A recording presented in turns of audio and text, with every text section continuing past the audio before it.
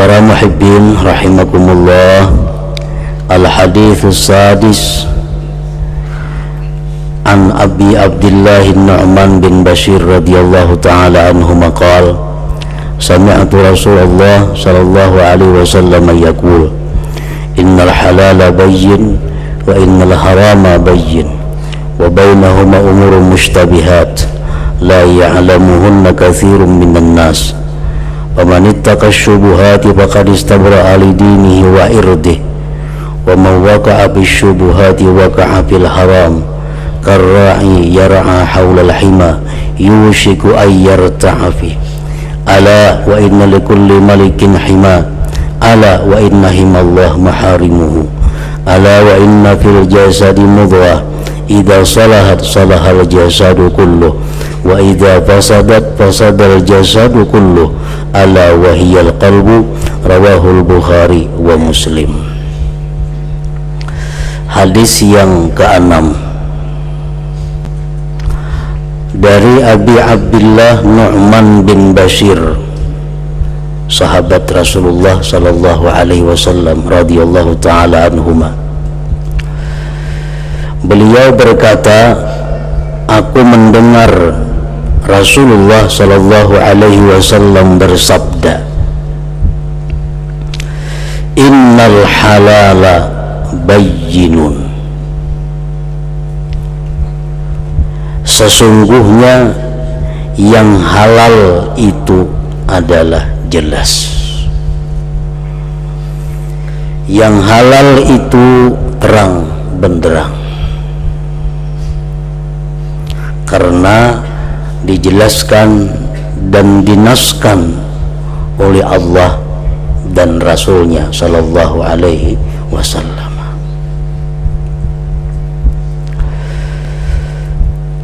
Para ulama menerangkan itu halal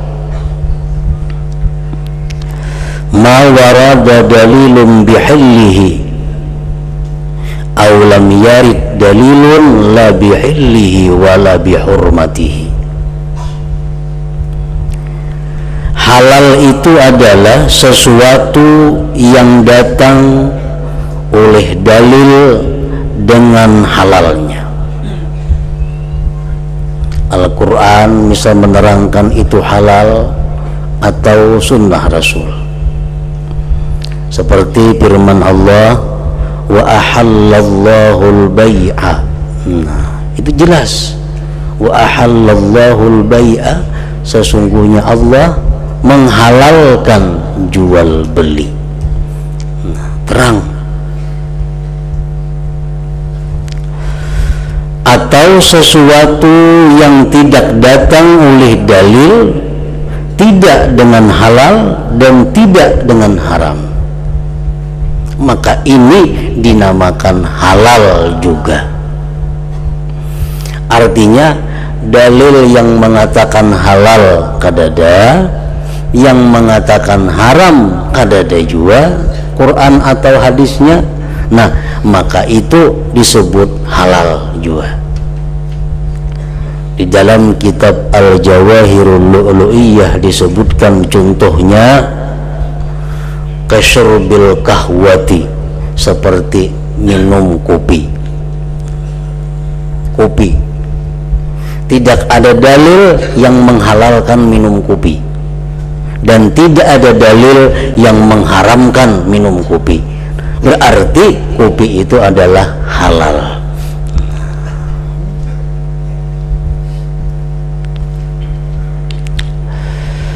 Nah, para muhibbin rahimakumullah, jadi itulah yang dimaksud dengan halal tadi. Rasulullah sallallahu alaihi wasallam bersabda tentang yang halal ini, wa man talaba halalan fi afafin kana fi darajati syuhada, rawahu Tabarani. Barang siapa yang berusaha mencari yang halal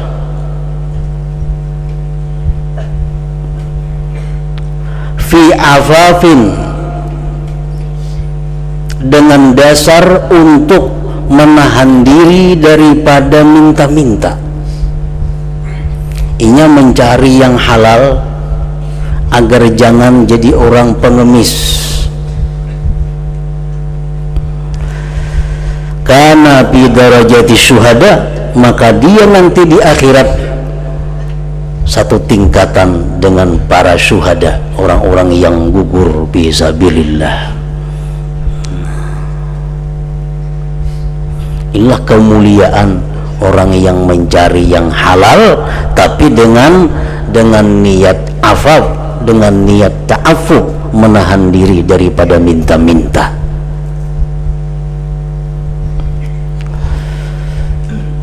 Mencari yang halal itu kadang-kadang kita dipuji oleh agama, tergantung tujuan kita untuk apa. Dan tidak sedikit orang yang mencari yang halal dicela oleh agama. Nang dicari ini halal, tapi kan neraka kena matinya. Kenapa? Karena tujuannya. Nang tadinya mencari halal, tujuannya agar jangan jadi orang minta-minta. Nah, itu sederajat dengan orang yang gugur fisabilillah. Nah, yang kedua ini dia mencari yang halal tidak sekedar untuk menahan diri dari minta-minta, tapi untuk menumpuk kekayaan, untuk bermegah-megah dengan kekayaannya. Nah, ini orang fisabilis syaitan. Rasulullah menjelaskan di jalan syaitan, bukan sabilillah.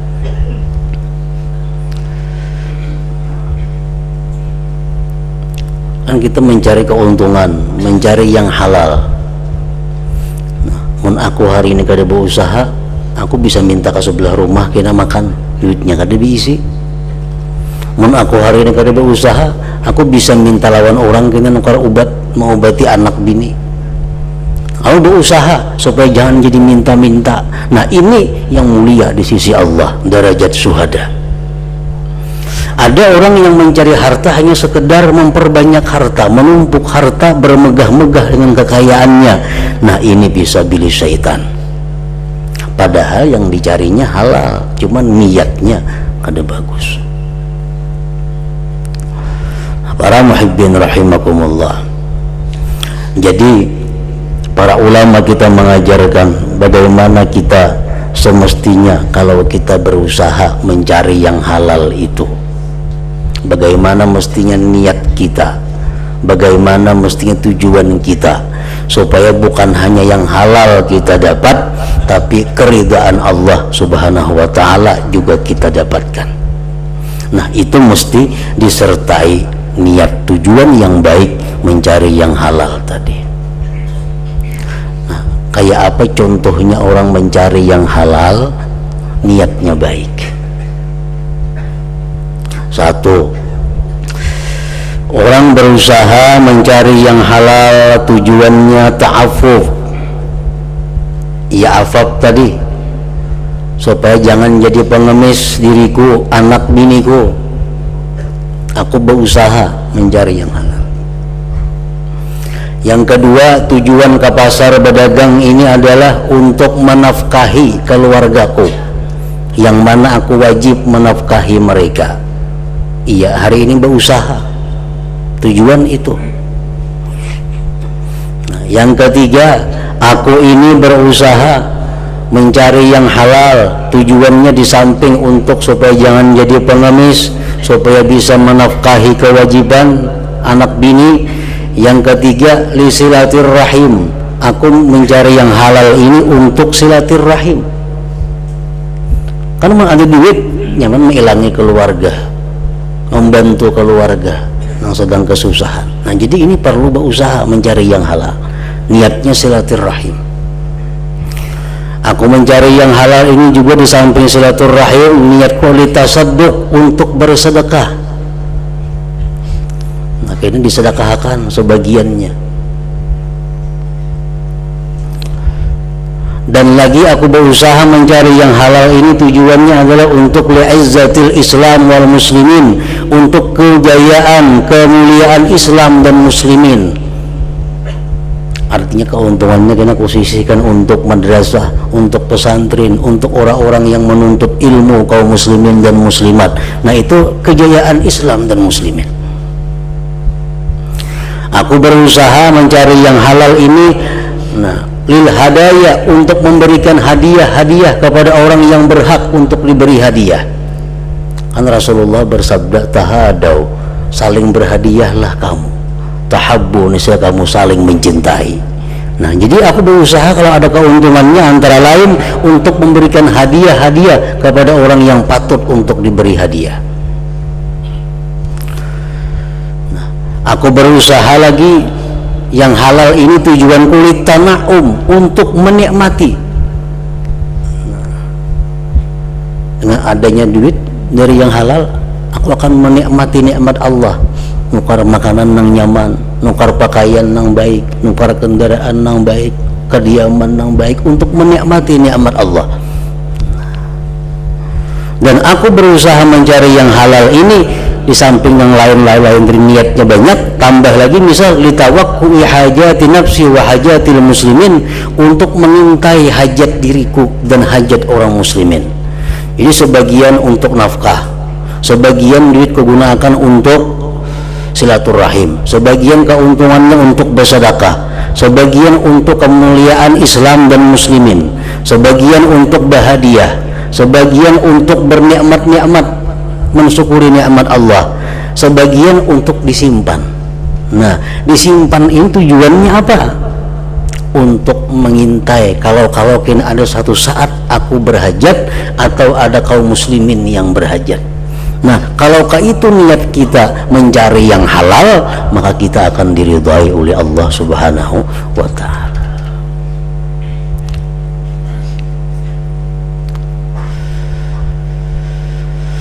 Para muhibbin rahimakumullah. Kemudian lagi Rasulullah SAW bersabda, wa innal harama bayyinun, bahwa yang haram itu pun jelas. Wa ahallallahu al-bai'a wa harramar riba, Allah mengharamkan riba, jelas, tanpa ada keraguan, tanpa ada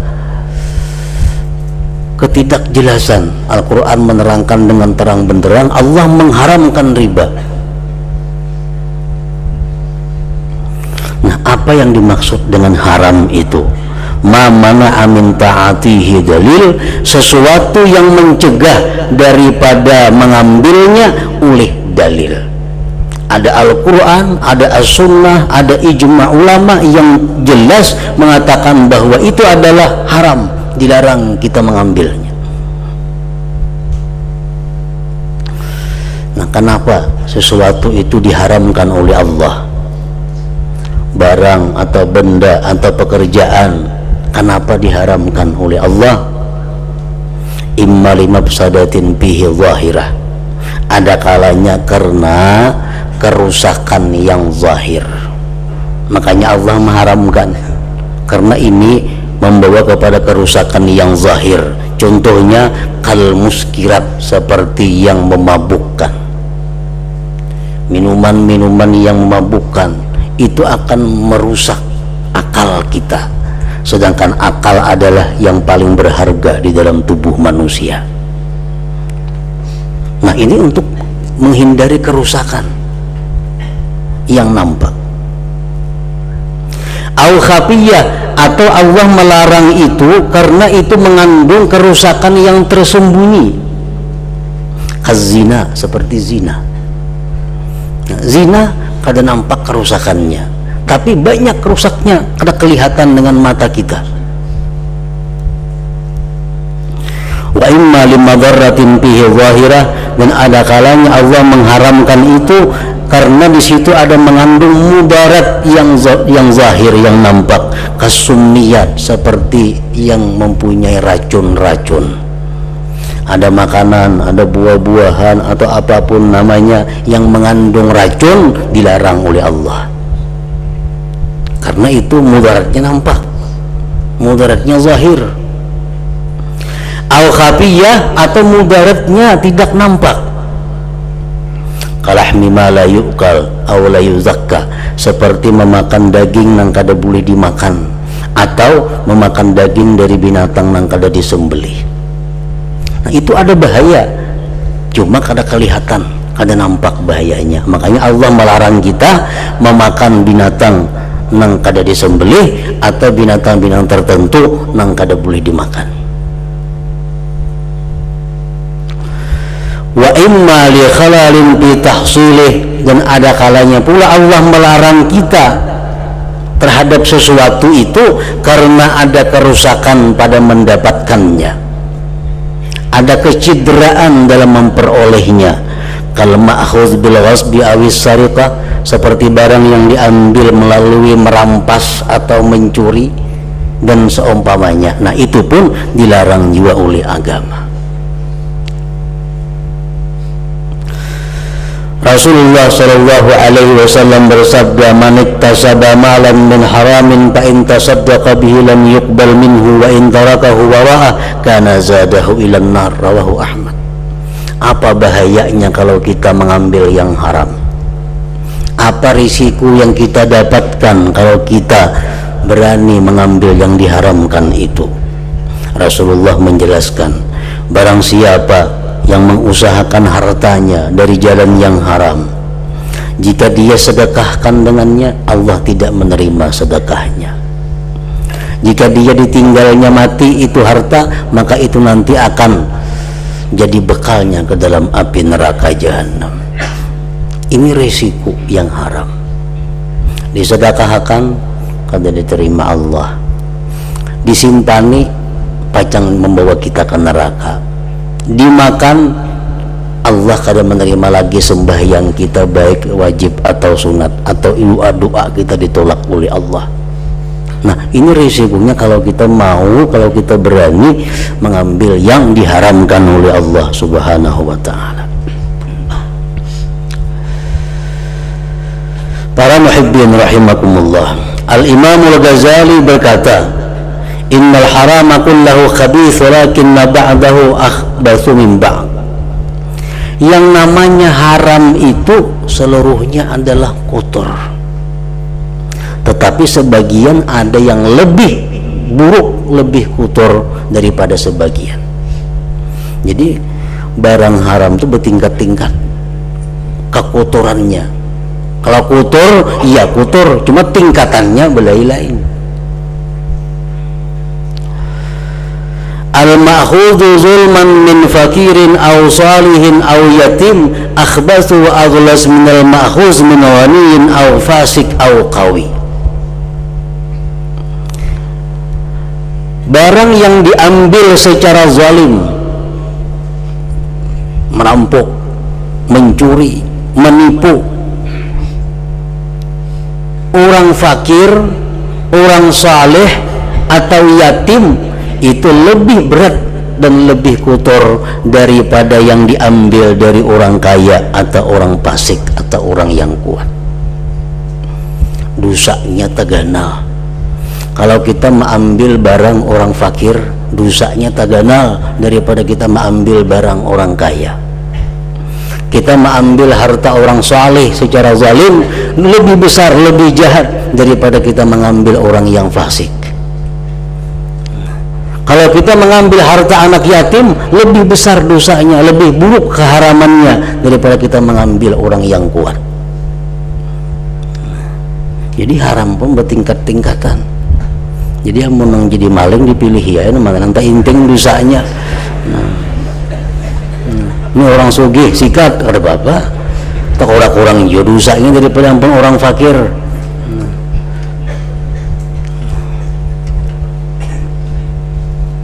Nah, jadi tingkatan keharamannya itu berbeda-beda.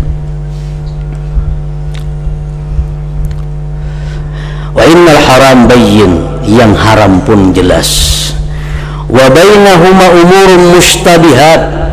Nah, nang halal jelas, nang haram tadi jelas. Di antara keduanya itu ada yang samar-samar. Nah, kada jelas. Kenapa jadi kada jelas? Likhtilafil ulama fi hukmi.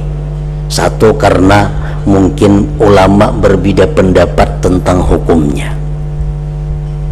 Sebagian ulama mengatakan itu halal, nah ulama mengatakan itu hukumnya adalah haram. Nah lalu jadi kada jelas nang mana juga nang iyanya. Sebagian ulama ada yang mengharamkan daging kuda, sebagian ulama ada yang menghalalkan daging kuda. Nah jadi kuda termasuk perkara yang abu-abu. Kenapa? Karena berselisih pendapat para ulama. Ada mengatakan boleh, ada mengatakan kada. Wa imma liikhtilatil halal wal haram, dan ada kalanya itu menjadi samar, menjadi kada jelas karena bercampurnya yang halal dan haram. Ini duit kita 500.000 warisan, jelas ini halal. 500.000 10 lembar 50-an. Nang ini 500.000 duit permainan manang, jelas ini haramnya, jelas ini halal, ini haram. Sama 10 lembar 50-an dibuat ke dalam ipok, kedua-duanya tercampur. Nah namanya kata duit permainan nih, namanya duit warisan.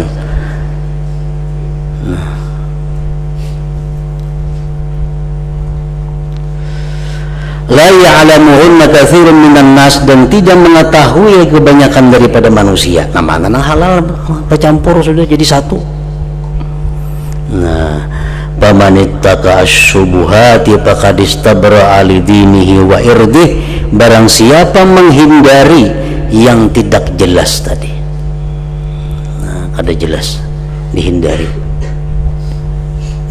selama belum ada kejelasan. Ini kada mau mengambil, menggunakan, memanfaatkan sesuatu yang kada jelas tadi. Barang siapa yang menjauhi yang tidak jelas itu, maka dia sungguh membersihkan bagi agamanya dan bagi pribadinya. Nah, jadi duit yang 1 juta itu diistirahatkan dulu, ini kada kau dipakai sebelum dapat kesimpulan nah mana tadi nang warisan, nah mana nang permainan. Wa may waqa'a fis syubuhati waqa'a fil haram, barang siapa yang jatuh dalam perkara yang tidak jelas, maka dia akhirnya akan jatuh kepada yang haram. Nah, ini subhat. Sudah biar subhat di Bapak juga ulanjakan. Akhirnya gini mengakatkan yang haram. 500.000 sudah habis nang subhatnya, sisa 500.000 lagi tak akat kayaknya tak makan 500.000 itu. Karra yar'a haulal hima yushiku ayyarta'a fihi, seperti pengembala yang mengembala di sekitar pagar, maka hampirlah dia makan apa yang dalam pagar itu. Ini orang berpagar, nah jangan mendekati pagar aja orang. Di pagar tuh banyak tanaman-tanaman orang. Namun kita mengembala jangan parak pagar tuh, karena bisa menyubalah gembalaan ini. Nah, jauh-jauh pada pagar itu. Ala wa inna likulli malikin hima, bahwa tiap-tiap raja itu ada mempunyai pagar. Ala wa inna himallah, bahwa pagar Allah itu maharimuhu, adalah hal-hal yang diharamkan oleh Allah subhanahu wa ta'ala. Ala wa inna fil jasadi mudghah, ketahuilah bahwa di dalam jasad tubuh manusia itu ada segumpal daging. Idza salahat salahal jasadu kullu, bila mana itu daging tadi baik, baiklah seluruh tubuh. Wa idza fasadat, bila mana rusak, fasadal jasadu kullu, rusaklah seluruh tubuh. Ala, ketahui ulihmu, wahiyal qalbu, itulah yang namanya hati. Jadi sentral dalam tubuh kita ini semuaan tergantung hati. Kalau itu baik, baik semuaan. Kalau itu sakit, nah sakit semuaan.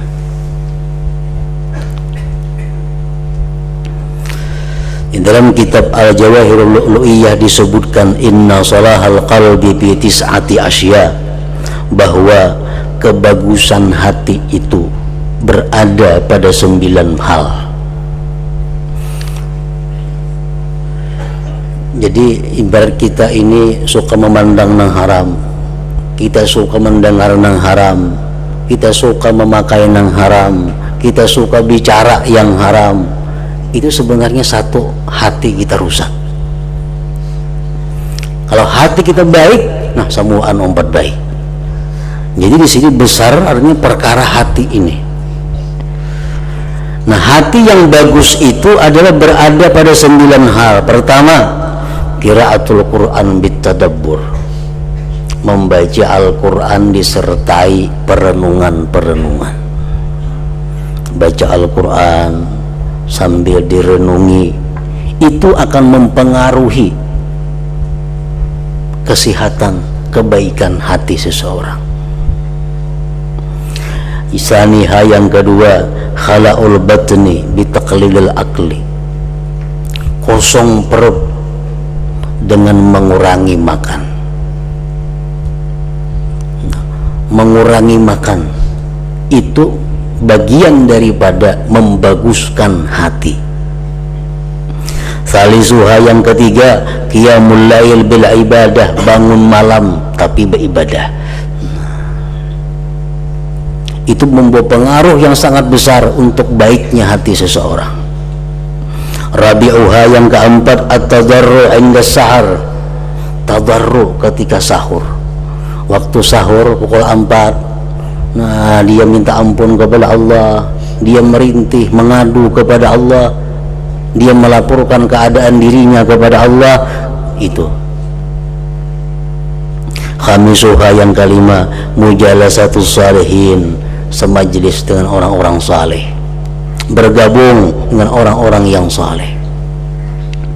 Sadisuha yang keenam, as-samtu amma la ya'ni, diam daripada yang tidak berguna, menggunakan mulut dalam hal-hal yang menjadikan pahala, menjadikan mulut dalam hal-hal yang menyenangkan. Sabi'uha yang ketujuh, al-uzlatu an ahlil jahli, menjauhkan diri dari orang-orang jahil. Jangan berkawan, jangan saruntung-saruntung dengan orang jahil. Thaminuha yang kedelapan, tarkul khawd finnas, meninggalkan membicarakan manusia. Tasi'uha yang kesembilan, aklul halal, yaitu memakan yang halal. Nah, 9 hal ini kita lakukan, maka hati kita akan baik. Hati kita baik, seluruh anggota tubuh kita terjaga daripada yang dilarang oleh Allah Subhanahu wa ta'ala. Para ulama mengatakan satu kaidah, fasadul zahir dalilun ala fasadil batin. Kerusakan di zahir itu tanda atas rusaknya batin seseorang. Orang itu sombong, kita kalau melihat dari tingkah lakunya. Orang yang suka maksiat kepada Allah menunjukkan hatinya buruk. Jadi apapun yang berada di dalam zahir ini, itu alamat, dalil, itulah hatinya. Itulah hatinya.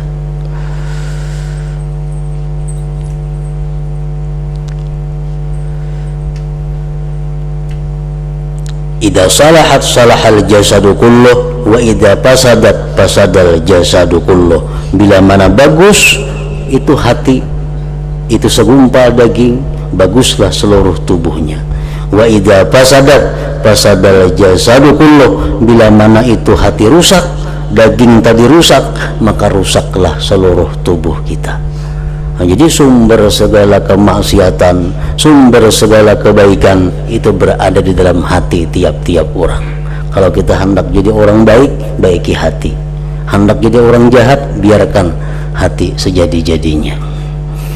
Nah, kemudian hadis yang ketujuh, ila hadratin Nabi sallallahu alaihi wasallam, al-Fatihah.